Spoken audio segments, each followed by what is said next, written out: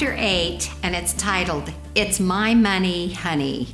You know, discussions about money or conflict over money is one of the highest ranking points of division in marriages. And this is definitely the area that Larry and I probably had the longest term trouble, I guess you might say. It just took us longer to work this out in our marriage and in our relationship. One of the reasons is Larry and I grew up very, very differently in regards to how money was handled. Now, take in mind my natural leadership personality. I was a born leader at 5 years old. I took charge of my kindergarten Sunday school class. My kindergarten class, my mother told me. And I said, you get in 3 lines today. You go to the monkey bars, you go to the swings, and you go to the teeter-totters. And the amazing thing is they did it. I was born a leader in my mother's womb. Larry has learned to be a leader. He is an incredible leader, but he's more a leader by calling and by God's design and purpose in his life. So I would want to control how we spent our money. I grew up in a family that didn't use debt. We were taught to save from the time we were young children. We didn't have a lot of money, but we managed the money that we had. So we didn't waste, we stewarded. We immediately separated our money to give our tithe to the Lord. And if we didn't have money, we didn't spend money. However, Larry grew up with a different philosophy with money. Larry is a very generous person by nature. He will give everything away. He's not materialistic. And on the other side, I like to save for what my goals are.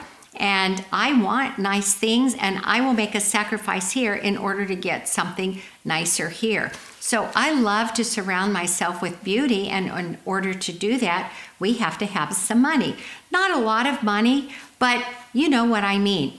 So it took us a while in our early marriage. It was, who's going to manage the money? I would start out managing the money, but when I did, I treated Larry like a child. He is my husband, and I'm here giving him an allowance, holding him to a structured budget and when he can spend and when he not could spend. And that wasn't good for our relationship. It confused our roles. It put me in charge of him. And so we could see this wasn't leading to peace and harmony in our relationship. Also, I was horrible at the bookkeeping side of money. So I would be talking to a clerk and I wouldn't write down how much my check was in the checkbook days. And so I would have it all confused. So I gave it over to Larry and say, here, babe, you do it. So he would do it, but he wouldn't plan ahead. And so he would be very spontaneous with the way we spent, when he would want to go out, pay somebody else's meal, buy other people gifts, and we would end up without enough money to pay our bills. And that was very, very hard on me. So what happened was in me, I realized, however, I must say, his bookkeeping and accounting was very meticulous. He knew exactly where everything was paid on time if we had the money to pay it. And so you can see that something had to shift, or this was going to be a long-term problem. We didn't separate our money. We didn't split our money. What's my money is your money. What's your money is my money.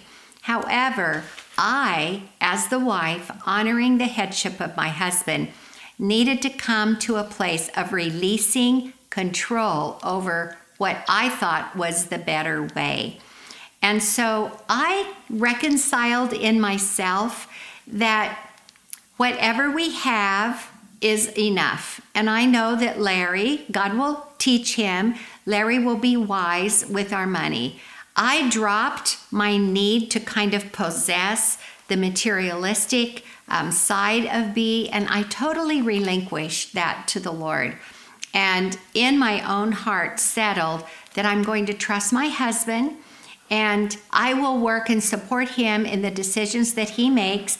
Then all of a sudden, when I did that, he thought, I'm going to trust Devi and use Devi's gifts for making decisions regarding savings and investing, and we began learning how to work together. But I had to reconcile if Larry gives everything away and I end up with nothing. Unifying with Him is more important to me than what our money can buy. And at the end of our life together, I want peace, love, and joy, even if my house isn't as big as I thought it could have been had we done a better job managing. Do you understand what I'm saying? We have beautiful things. Our home is adequate and lovely. We have not lived without. God has really blessed us. But Larry and I will live our life finishing well.